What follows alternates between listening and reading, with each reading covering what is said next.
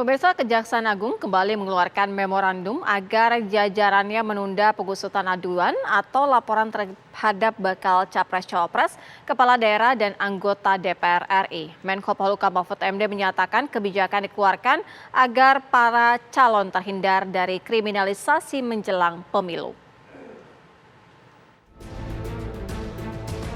Kejaksaan Agung kembali mengeluarkan memorandum untuk mengoptimalkan penegakan hukum dan meminimalkan dampak penegakan hukum dalam pemilu 2024. Jaksa Agung ST Burhanuddin meminta jajaran bidang intelijen dan tindak pidana khusus agar hati-hati dan cermat menangani laporan dugaan korupsi capres-cawapres, calon anggota DPR, dan calon kepala daerah. Kita tidak mau kita dijadikan alat politik. Satu, dijadikan black campaign oleh peserta yang lain. Itu pertimbangan pertama. Yang kedua, kita menjaga netralitas daripada aparat penegak hukum. Yang ketiga, kita jangan dibawa ke ranah-ranah politik, politisasi, kriminalisasi. Sehingga untuk menjaga marwah daripada kejaksaan dalam rangka mendukung proses demokratisasi di Indonesia, keberhasilan demokratisasi ini, kita mengeluarkan suatu kebijakan yang berlakunya cuma kurang lebih 5-6 bulan. Yang berlaku mulai bulan Oktober pada saat ada pendaftaran legislatif eksekutif yang sudah tetap dari KPU, baru nanti setelah itu sampai bulan Februari pemilihan. Nah, setelah sudah ada pemilihan pemilu, baru kita lakukan penyelidikan, penyidikan sampai proses gitu loh. Digunakan tangan kita untuk nabrak orang lain, Ini kita nggak mau gitu loh. Sehingga untuk calon peserta saja, calon peserta bukan semua tindak pidana korupsi. Kalau yang lain kita jalan terus on the track. Tapi itu pun kita batasi juga. Kalau sekarang Pak terjadi boleh nggak? Boleh. Karena kalau yang sekarang masih bakal calon. Tapi kalau sudah calon, sudah tetap, sudah mengikuti sudah ada penetapan dari KPU, ini yang kita hindari. Jangan sampai ada saingannya ini melaporkannya. Menko Polhukam Mahfud MD menyatakan kerap ada kriminalisasi terhadap para calon menjelang pemilu. Ya memang sejak dulu gitu, karena seringkali kalau ada pemilu, itu para calon sering dikriminalisasi dengan laporan-laporan yang kemudian sering tidak terbukti, sehingga dia sudah terlanjur jatuh namanya dan tidak terpilih, bahkan tidak berani mendaftar juga. Nah sekarang Kejaksaan Agung kembali mengumumkan kebijakannya untuk pencalonan dalam kaitan dengan pemilu, kasus-kasus korupsi supaya ditunda dulu sampai pemilu selesai. Yang Pilpres dan Legislatif ditunda sampai dengan tanggal 14 Februari. Yang Pilkada sampai dengan November atau kapan Pilkada itu dilakukan. Itu hanya ditunda dulu penyelidikan dan penyidikannya. Tentu kalau yang sedang berjalan nanti biar dicari jalan keluar oleh Kejaksaan Agung. Tentu saja kalau sudah berjalan kan tidak bisa dikaitkan dengan pemilu. Tapi semuanya tentu akan dibijaki agar hukum itu tidak dipolitisir lah gitu. Namun dalam pandangan pakar hukum Abdul Fikar Hajar, tidak semestinya proses hukum ditunda, termasuk karena menjelang pemilu. Itu indikator atau indikasi bahwa memang penegakan hukum itu bergantung pada faktor lain, yaitu kekuasaan lain, yaitu kekuasaan politik. Dan penundaan ini bisa ditafsirkan sebagai intervensi dari kekuatan politik atau kekuasaan politik terhadap penegakan hukum. Seharusnya penegakan hukum itu tidak melihat tidak dipengaruhi oleh faktor apapun gitu, sekalipun itu faktor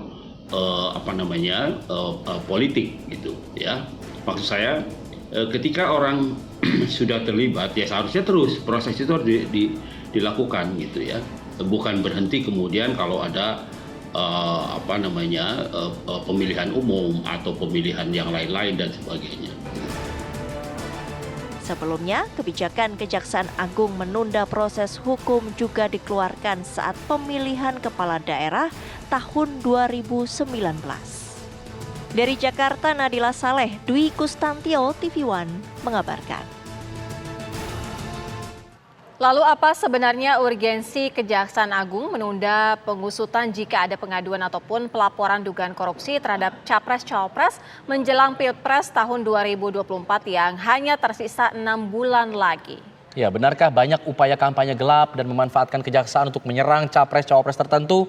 Tepatkah kemudian kebijakan memorandum ini menunda pengusutan aduan korupsi capres-cawapres? Kita akan bahas bersama dengan sejumlah narasumber. Ada Kapus Penkum Kejaksaan Agung, ada Pak Ketut Sumedana, ada Ketua KPK periode 2011-2015, ada Pak Abraham Samad, dan praktisi hukum ada Bang Teguh Nasrullah. Selamat sore, Assalamualaikum semuanya. Selamat sore. Waalaikumsalam warahmatullahi wabarakatuh. Selamat sore, saya ingin ke Pak Ketut dulu nih yang mewakili Pak Jaksa Agung soal memorandum. Sebenarnya urgensinya apa sih Pak Ketut tiba-tiba keluar memorandum ini? Apakah memang sudah ada indikasi-indikasi yang disebutkan tadi oleh Pak Ketut? Ada yang mau memanfaatkan Kejagung lah, menjadikan ini sebagai alat politisasi dan lain sebagainya? Jadi begini, ini instruksi Jaksa Agung nomor 6 2023 ini adalah instruksi yang kedua yang pernah kita keluarkan sebelumnya di tahun 2020, yaitu nomor 9 2019 Ya. terkait dengan pilkada serentak. Jadi sudah 2 kali kita keluarkan instruksi ini. Kenapa ini kita keluarkan? Tentu tidak langsung ujung-ujung keluar, tetapi ini dari bahan dari evaluasi dari Jaksa Agung pimpinan kita dari pelaksanaan pemilu-pemilu sebelumnya. Jadi tujuannya adalah tidak lain untuk menjaga independensi dan netralitas penegakan hukum yang dilaksanakan oleh kejaksaan, ya, kemudian menjaga marwah penegakan hukum itu agar tidak dilakukan digunakan sebagai alat kepentingan politik tertentu. Ya, yang paling terpenting adalah kita juga menghormati asas legalitas, yaitu presumption of innocence ya bagi peserta pemilu. Ya, kemudian kita juga menghormati proses demokratisasi yang sedang berjalan. Intinya seperti itu sebenarnya. Tadi kalau saya tambahkan sedikit bahwa yang sudah berjalan tetap berjalan, tidak ada masalah, bukan dihentikan atau bukan ditunda, tetapi kita menunda yang melakukan pengusutan atau penyelidikan terhadap laporan-laporan baru ketika surat instruksi Jaksa Agung ini keluar seperti itu. Iya, Pak Ketut, sebenarnya kalau untuk Black Campaign sendiri seperti apa? Apakah sudah ada yang mengarah tanda-tanda ke sana atau seperti apa sehingga ada landasan dibuatnya memorandum ini? Nah, ini kan bentuk antisipasi yang ditujukan bukan saja di Kejaksaan Agung, tetapi juga ditujukan kepada daerah di Kejaksaan Tinggi dan Kejaksaan Negeri. Ini adalah bentuk antisipasi kita. Tentu kenapa ini dikeluarkan? Tentu hasil dari evaluasi dari Kejaksaan Agung pernah dilakukan hal seperti ini, satu, kedua, ketiga. Yang kedua, jangan sampai kita setelah kita melakukan suatu pemanggilan terhadap para calon legislatif atau eksekutif ini dijadikan black campaign, lalu dijadikan memberikan colek terhadap peserta pemilu ini dalam kondisi yang negatif seperti itu. Itu yang kita hindari sebenarnya, sehingga memang kita tidak ingin pelaksanaan pemilu ini terganggu atau gaduh gara-gara keberadaan pengusutan atau pemeriksaan terhadap orang-orang tertentu baik di pusat maupun di daerah. Seperti itu, Mbak. Tadi bilang Pak Ketut ini hasil evaluasi, artinya apakah memang sebenarnya banyak kasus-kasus seperti itu yang terjadi lalu kemudian ini menjadi bahan evaluasi, jadi pertimbangan. Bisa dikasih contoh nggak Pak, kasus-kasusnya kayak apa sih contohnya begitu? Ya, ini kan biasanya terjadi di daerah ya, misalnya ada seseorang kepala daerah kepingin mencalonkan diri, kemudian ada orang-orang tertentu yang meminjam tangannya kejaksaan atau penegak hukum yang lain ya untuk melakukan satu proses penyidikan atau pemanggilan, ini kan memberikan stigma negatif bagi mereka. Ya itu yang kita hindari. Apakah ini pernah terjadi? Ya ini dari hasil evaluasi kita. Kita tidak bisa menunjukkan data secara akurat di sini, tetapi itu hasil evaluasi kita di lapangan agar hal ini dihindarkan dalam proses demokratisasi yang sedang berjalan. Sehingga kita betul-betul demokratisasi ini berjalan secara jurdil, dipercaya oleh masyarakat. Ya, tidak ada hal-hal yang campaign tadi yang tidak kita harapkan ke depan. Oke, kita langsung ke Bang Abraham Samad. Bang Abraham Samad, ini kan posisinya sebenarnya kan KPK melihat hal yang berbeda. Proses hukum harus tetap dilanjutkan, harus tetap berjalan. Kalau dari kacamata Bang Abraham Samad sendiri seperti apa? Sebenarnya harus dilihat secara kontekstual ya. Maksudnya seperti begini.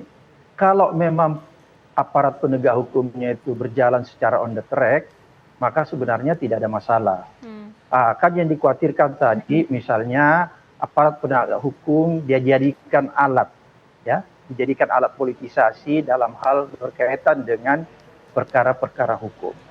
Tapi sekali lagi, menurut hemat saya harus bijak, ya, harus lebih hati-hati terhadap isi dari instruksi. Sebenarnya kalau saya lihat ini instruksi Jaksa Agung kepada jajaran kejaksaan, jadi tidak terikat oleh aparat penegak hukum lain, misalnya kepolisian maupun KPK. Oleh karena itu sebenarnya ini harus disikapi dengan secara berhati-hati, karena saya khawatir jangan sampai instruksi ini juga itu memandekkan, ya, atau membuat jalan di tempat penegakan hukum yang harusnya berjalan sebagaimana mestinya. Itu yang saya khawatir.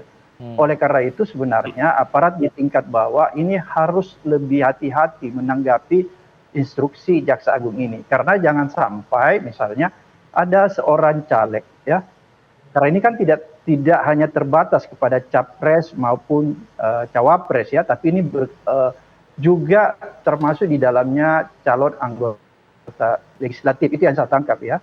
Jadi saya agak khawatir jangan sampai nanti misalnya ada seorang caleg yang nyata-nyata memang sebenarnya secara hukum, ya, punya alat bukti yang kuat untuk bisa dilakukan penyelidikan.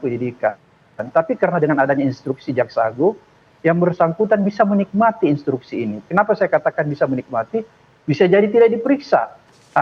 Itu yang saya khawatir. Oleh karena itu harus penuh kehati-hatian, prudent, ya, penuh kehati-hatian untuk bisa mensikapi instruksi Jaksa Agung ini. Karena di tingkat bawah, terus terang aja, mungkin di Kejaksaan Agung bisa menerjemahkan secara baik instruksi Jaksa Agung itu, tapi di tingkat bawah, di Kejaksaan Tinggi, Kejaksaan Negeri ke bawah, ini kan bisa jadi bias instruksi ini, bisa dimanfaatkan juga secara negatif, bisa juga dimanfaatkan secara positif. Oleh karena itu menurut saya, instruksi ini harus ditindaklanjuti dengan surat edaran yang memuat poin-poin yang lebih jelas menurut saya. Karena kalau tidak, ya itu lagi bisa disalahgunakan juga. Tapi kalau saya pribadi, kalau diminta tanggapan, saya pribadi sebenarnya tidak terlalu setuju. Kenapa saya katakan tidak terlalu setuju? Karena itu tadi ada kekhawatiran saya. Oleh karena itu menurut saya yang terpenting sebenarnya integritas serta independensi aparat penegak hukum. Kalau aparat penegak hukum itu punya independensi serta integritas yang kuat, sebenarnya tidak akan mungkin mereka bisa diombang-ambing oleh kekuatan politik. Itu sebenarnya intinya. Karena sekali lagi bahwa hukum itu harus bisa berdiri secara mandiri, ya. Dia tidak boleh terpengaruh oleh kepentingan non-hukum, misalnya kepentingan politik dan kepentingan lain. Oleh karena itu ini yang harus dijaga. Jadi selain marwah tadi disampaikan Pak Ketut, selain menjaga marwah institusi lembaga penegak hukum, yaitu kejaksaan, terpenting juga menurut saya menjaga marwah law enforcement, menjaga marwah penegakan hukum itu sendiri, karena jangan sampai kita menjaga marwah institusi tapi justru dari segi penegakan hukum law enforcement-nya itu tidak bisa berjalan sebagaimana mestinya. Jadi sekali lagi ini harus disikapi dengan hati-hati. Tidak harus diterjemahkan secara secara letterleh gitu, ya. Karena itu berbahaya menurut saya. Mungkin Pak Ketut bisa menerjemahkan secara baik instruksi itu, tapi saya tidak yakin di tingkat Kejaksaan Tinggi maupun yang ada di level tingkat bawah, karena kan caleg ini ada di tingkat bawah, ada di kabupaten dan lain sebagainya. Jangan sampai itu nanti dijadikan alat untuk mengamankan seseorang yang seharusnya ditindaklanjuti secara hukum. Sebelum nanti Pak Ketut menjawab, saya ingin dengar juga suara dari Bang Nasrullah untuk menanggapi dari sisi praktisi hukum sebagai seorang pengacara yang membela klien misalnya yang tersandung kasus hukum tapi kemudian maju sebagai peserta pemilu. Nah, apakah ini sebuah langkah yang tepat agar ditunda dulu sampai pemilu selesai, baru kemudian dilanjutkan lagi? Ya gini, saya heran ya kenapa isu ini muncul sekarang. Kebijakan ini sudah lama dilakukan oleh negara kita. Ya, bukan hari ini baru baru bukan periode ini, periode sebelumnya sudah ada kebijakan itu. Nah, kenapa kebijakan itu muncul? Karena dalam pengalaman praktek bahwa sebelum muncul kebijakan tersebut, banyak sekali lawan-lawan politik yang dijadikan tersangka oleh aparat penegak hukum, dilakukan penyelidikan, dan kita tidak bisa memungkiri fakta bahwa kalau ada orang yang mau mencalonkan diri sebagai kepala daerah di daerah-daerah, baru hari ini dia mencuat ke permukaan, besoknya sudah 1001 kasus muncul ke permukaan. Nah, saya tidak segan-segan untuk mengatakan bahwa lawan-lawan politik sering sekali menggunakan tangan aparat penegak hukum. Dalam hal ini mohon maaf Pak Ketut, jangan tersinggung, tapi saya harus menceritakan ini sejarah. Belum tentu sekarang terjadi ya. Sejarahnya adalah tangan kejaksaan, tangan kepolisian yang digunakan untuk mentersangkakan orang-orang tersebut. Nah, memang begini, kalau kita tinjau dari kacamata hukum, di sini ada dua hukum yang berjalan sekaligus. Hukum tata negara dan hukum pidana. Hukum pidana itu tidak boleh terhenti dengan suatu alasan apapun. Namun, negara bisa mengambil kebijakan ketika ada situasi politik seperti ini demi kepentingan negara, demi kepentingan masyarakat banyak, demi kepentingan umum. Apa kebijakannya? Tapi kewenangannya ada di negara. Dalam hal ini kewenangan ada di presiden sebagai kepala negara dan kepala pemerintahan, bukan di kejaksaan. Kejaksaan adalah aparat penegak hukum, tidak boleh mengambil kebijakan politik dalam penegakan hukum, kecuali politik hukum. Ya, tetapi di sini presiden yang harus mengambil sikap bahwa menjelang pilpres atau pilkada yang serentak, mulai tanggal sekian sampai sekian, tidak boleh ada kasus-kasus yang berkaitan dengan calon-calon. Ditunda, selesai itu semua. Nah, masalahnya adalah kan menjadi isu, apakah kejaksaan punya kewenangan? Orang bisa berbeda pendapat. Salah satu kewenangan kejaksaan itu adalah mengambil langkah demi kepentingan umum, ya. Nah, dalam kasus ini bukan persoalan kepentingan umum, ini kepentingan politik.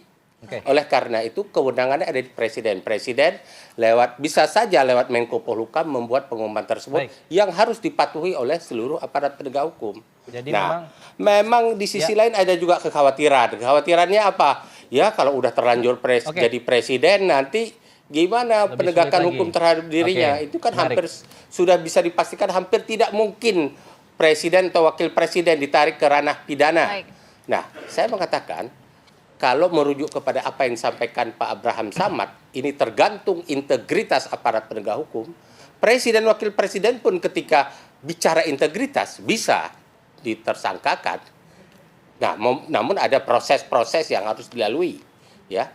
Kalau masalah level kepala daerah, anggota DPR, gampang sekali. Dan selama ini kan berjibun anggota kepala daerah yang sudah jadi kepala daerah, anggota DPR ditersangkakan. Tapi persoalan ke presidennya ini dan wakil presiden. Ya, nah, saya rasa persoalannya itu memang harus menunggu proses penyelesaian. Dan ini adalah kepentingan politik.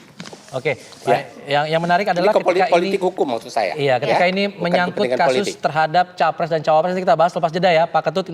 Kita akan gali soal itu. Nanti kita jeda dulu, kita akan kembali saat lagi. Tadi sudah disinggung sedikit oleh Bang Nasrullah mengenai capres-cawapres yang tersandung kasus hukum, lalu kemudian ada instruksi dari Jaksa Agung ini ditunda kasus hukumnya.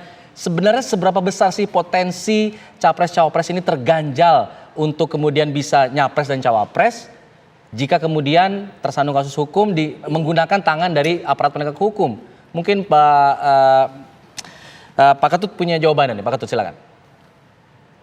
Saya jawab dulu apa yang disampaikan oleh Pak Abraham tadi ya. Saya setuju sekali Pak dengan sikap integritas dan profesional yang dimiliki oleh para penegak hukum. Ya semuanya sebenarnya tidak ada upaya-upaya kekhawatiran bagi kita. Namun di tahun politik ini ya apapun yang kita lakukan semua ujung-ujungnya adalah politisasi. Seperti perkara-perkara yang kita tangani seperti kasus BTS yang lagi naik daun sekarang ya, kasus Migor yang lagi berjalan juga, semua masyarakat ngomongnya wah ini pasti ada kriminalisasi, ada politisasi karena ini tahun politik. Itu yang kita hindari sebenarnya.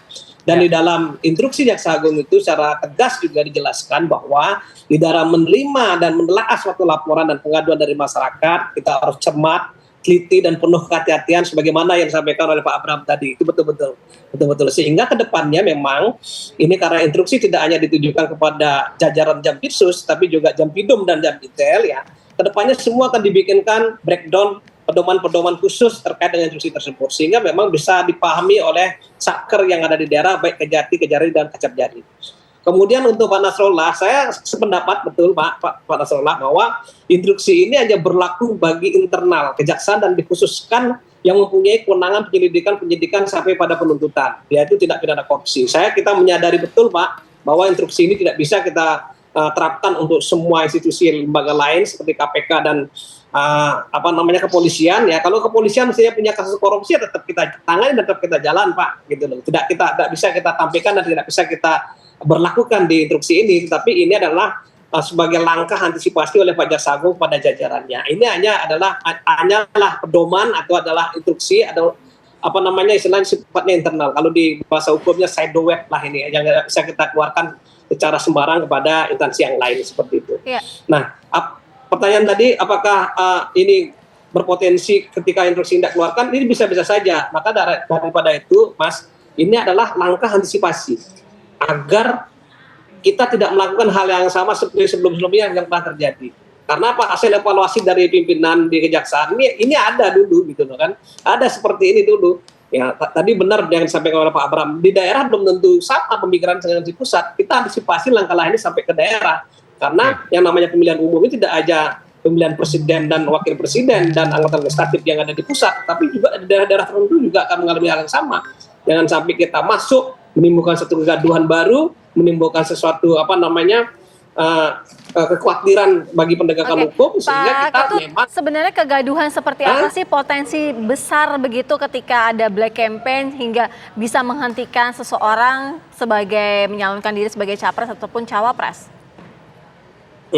Begini, kita tidak mau satu proses demokratisasi ya baik di pusat maupun daerah ini bisa terganggu karena adanya proses hukum yang kita lakukan.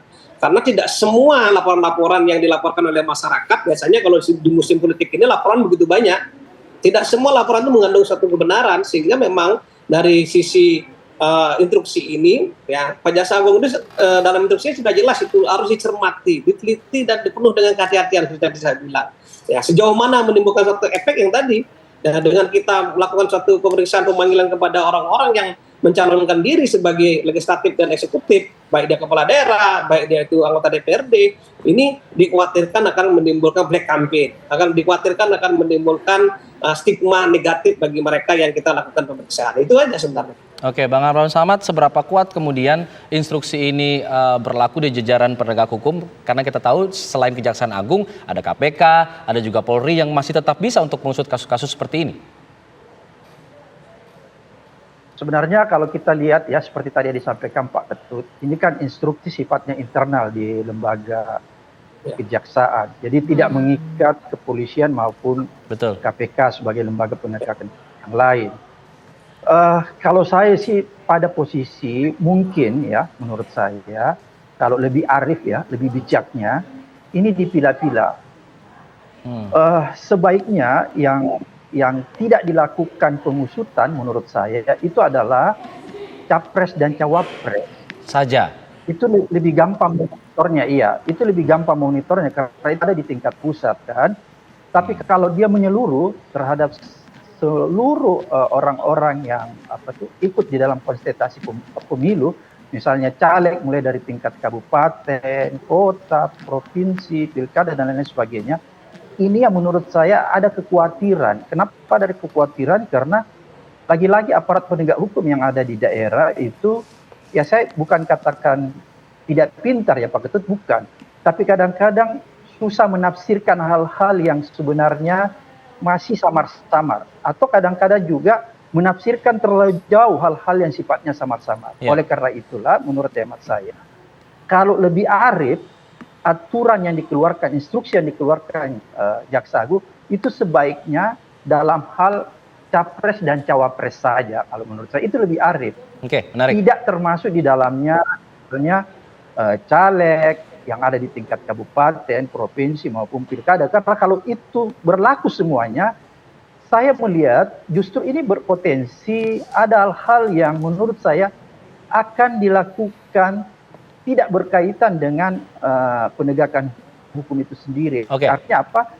Ini juga bisa dimanfaatkan oleh orang-orang tertentu untuk menghindar dari proses hukum sebenarnya. Baik. Bang Nasrullah, Ya. mungkin punya tanggapan ini sebaiknya hanya diberlakukan untuk capres-cawapres saja karena bisa lebih gampang diawasi ke depan. Gini, saya jawab dulu pertanyaan Anda tadi. Seberapa besar proses hukum akan menimpa capres-capres dan cawapres yang ada? Ya. Saya tidak boleh dan kita sepakat tidak boleh merujuk kepada satu capres manapun dan itu karena menimpa seseorang, bukan. Ini sistem. Sistem bahwa ketika orang sudah ditetapkan sebagai capres atau cawapres, proses hukum atas yang bersangkutan ditunda terlebih dahulu. Itu sistem itu yang harus dibangun dan lewat kebijakan. Sekali lagi saya katakan, kebijakan itu sebaiknya diputuskan oleh kepala negara sehingga berlaku bagi kejaksaan, berlaku bagi KPK, berlaku bagi kepolisian. Jangan kebijakan itu diambil oleh lembaga kejaksaan. Akhirnya serangannya ke lembaga kejaksaan toh sekarang ini, padahal kebijakan itu seharusnya berlaku untuk semua lembaga penegak hukum. Nah, kemudian saya juga orang yang mohon maaf Pak Abraham Samad, saya melihat bahwa tidak sedikit fakta di lapangan Pak Abraham Samad. Lawan-lawan kepala daerah, begitu dia sudah mau muncul sebagai calon, terutama oleh incumbent yang sudah punya hubungan baik dengan, ingin menyerang lembaga, sudah hubungan baik dengan Kajati, hubungan baik dengan Kajari, hubungan baik Kapolda, Kapolres, dia bisa membuat sebuah serangkaian kerjasama untuk menggagalkan calon-calon kepala daerah lainnya atau calon itu. Ini case ini kan tidak lama ditunda, hanya dalam sejak Oktober sampai dengan dilakukan pemilihan umum tersebut sekitar 5 bulan seperti yang dikatakan tadi. Habis itu jalan lagi proses hukum. Nah, karena jangan sampai proses pidana menghancurkan proses tata negara. Jangan sampai hukum pidana ini digunakan untuk menjegal tegaknya hukum tata negara. Nah, saya sepakat hukum pidana tidak boleh dikesampingkan, tidak boleh dibuat pengecualian, harus tetap ditegakkan. Tapi pemilihan momentumnya saja yang dilakukan penundaan agar jangan timbul tuduhan-tuduhan dan agar juga jangan ada langkah-langkah jegal-menjegal. Faktanya yang ada sekarang begitu banyak pada masa lalu, ya saya nggak tahu sekarang sudah berubah apa belum perilaku itu. Begitu banyak pada masa lalu orang ditetapkan sebagai tersangka, dipanggil saja diumumkan sebagai tersangka menjelang pilpres, pemilu atau menjelang pilkada, tapi case-nya tidak pernah naik sampai sekarang. Tidak perlu saya sebutkan seberapa banyak kasusnya, karena saya tidak pernah melakukan survei. Tapi banyak sekali kasus itu yang tidak naik ke pengadilan sampai sekarang. Baik. Tapi orang tersebut sudah terjegal untuk ini kan kita tahu bahwa Kejaksaan Agung dengan KPK tidak sinkron. Nah, ini bagaimana nih langkah hukumnya? Saya jawab ya Mbak ya. Ya iya, karena kalaupun Kejaksaan Agung dengan KPK tidak sinkron, seharusnya itu keputusan kepala negara. Sinkron tidak sinkron dijalankan. Andai saja itu presiden punya keberanian. Nah, masalahnya kan presiden pengennya lempar ke lembaga kejaksaan. Yang dihujat sekarang lembaga kejaksaan. Coba presiden punya jiwa kenegaraan. Beliau mengatakan, tidak, tunggu sampai selesai ini. Ini kan keputusan kebijakan negara yang diambil. Jadi politik hukum yang diambil oleh presiden, politik penegakan hukum loh ya. Bukan mempolitisasi hukum maknanya. Ini politik penegakan hukum. Dalam rangka agenda nasional. Baik, Pak Ketut. Saya ingin ke Pak Ketut. Pak Ketut, jadi dengan ada instruksi ini bisa dibilang ya percuma juga karena KPK masih bisa jalan terus. Harusnya dari presiden saja, jadi semuanya seragam. Nah ini gimana nih Pak Ketut? Saya sependapat sekali apa yang disampaikan oleh Pak Nasrullah. Ke depan mungkin semua penegak hukum mempunyai guidance yang sama dengan Kejaksaan Agung ya, karena mengingat proses demokratisasi ini mahal banget, Mas. Gitu loh. Yang memang betul bahwa ini sementara yang kita keluarkan ini adalah hanya bersifat kebijakan internal, tidak keluar kemana-mana, tidak diberlakukan kepada KPK dan tidak juga diberlakukan kepada teman-teman penyidik di kepolisian, seperti itu. Kemudian kalau dibandingkan dengan apa yang dilakukan oleh KPK dengan Kejaksaan itu sangat berbeda. Di KPK itu tidak punya jajaran sampai ke tingkat bawah seperti apa yang disampaikan oleh Pak Nasrullah tadi. Tak ada kajatinya, tak ada kajarinya sampai kacap jari, satu itu. Yang kedua, kalau kasus-kasus yang dilakukan oleh KPK itu kasus OTT tidak bisa diberlakukan dengan instruksi ini. Kalau OTT tetap jalan, ya. Begitu juga kalau Kejaksaan ke depan melakukan kasus-kasus OTT tapi tetap jalan juga, gitu loh. Karena itu sudah tertangkap tangan, tidak bisa kita hindarkan itu. Ini khusus bagi laporan-laporan yang sifatnya baru yang akan diteliti, yang akan dilakukan suatu pemeriksaan seperti itu. Oke, kita ke Bang Abraham Samad. Bang Abraham, ini kan dua sisi yang berbeda. Kejaksaan Agung tetap bersikuku, KPK juga. Artinya keduanya tidak sejalan. Nah, sebenarnya ini menunjukkan apa yang terjadi? Saya ingin menggarisbawahi tadi apa yang disampaikan Pak Nasrullah. Jadi menarik menurut saya ya, bahwa ternyata saya bisa menyimpulkan yang jadi problem itu di aparat penegak hukumnya, seperti tadi yang Pak Nasrullah bilang bahwa di daerah itu ada pemilihan pilkada, bupati, wali kota dan provinsi yang sebenarnya orang kadang-kadang tidak punya masalah hukum terus dilaporkan, kemudian karena dia temanan sama misalnya aparat penegak hukum tertentu, dia bisa ditindaklanjuti atau bisa dipetieskan. Berarti saya bisa menyimpulkan bahwa problemnya itu sebenarnya ada di aparat penegak hukum. Kalau problemnya ada di aparat penegak hukum, maka sebenarnya yang harus difungsikan, kalau di Kejaksaan Agung, ya fungsi pengawasannya harus diperketat. Jaksa Agung Muda, bidang pengawasannya agar bisa meneliti ya, bisa mengawasi lebih ketat terhadap proses penegakan hukum yang terjadi di institusi kejaksaan, mulai dari atas sampai di tingkat bawah. Begitu pula kalau di kepolisian dan lain sebagainya. Oleh karena itu tadi saya sampaikan bahwa sebenarnya kalau mau dilihat apa yang disampaikan Pak Nasrullah, ini kan ada persoalan di penegak hukum dari segi integritas serta independensinya. Baik. Kenapa saya katakan ada masalah di segi integritas independensinya? Karena kalau aparat penegak hukum tidak kuat integritasnya dan independensinya itu tidak kuat, maka dia bisa diombang-ambing seperti tadi dikatakan Pak Nasrullah. Dia bisa bisa diorder, ya, bisa ditarik ke sana kemari. Tapi kalau aparat penegak hukumnya itu integritasnya kuat, independensinya kuat, dia nggak bisa diorder, nggak bisa ditarik ke sana kemari oleh kepentingan politik. Oleh karena itu, dalam konteks itu, maka kalau menurut hemat saya pribadi, saya lebih tepat, lebih cocok kalau ini hanya dipersempit di Pilpres saja. Kalau saya, ini pendapat pribadi saya, karena itu lebih gampang mau monitor. Baik. Jadi mungkin Pilpres dan semua aparat penegak hukum itu menjadi menjadi mengikuti sistem itu, dan kalaupun sistem ini akan dikeluarkan, ya memang kepala negara yang harus mengeluarkan instruksi ini lewat keputusan presiden ya, bahwa aparat penegak hukum mulai dari kepolisian, kejaksaan maupun KPK dan yang lain-lainnya harus menjalani sistem yang sudah disepakati bersama, yaitu dalam proses Pilpres tidak ditangguhkan ya, istilahnya ditangguhkan, bukan dihentikan. Baik. Ditangguhkan. Terima kasih Pak Abraham Samad, terima kasih Pak Ketut, terima kasih Pak Nasrullah. Siapa tahu Pak Jokowi nonton bisa mengeluarkan instruksi seperti yang kita perbincangkan pada sore hari ini. Terima kasih. Selamat sore semuanya. Assalamualaikum. Terima kasih. Terima kasih. Pak Nasrullah, Pak Abraham. Terima kasih banyak. Selamat sore Pak. Baik.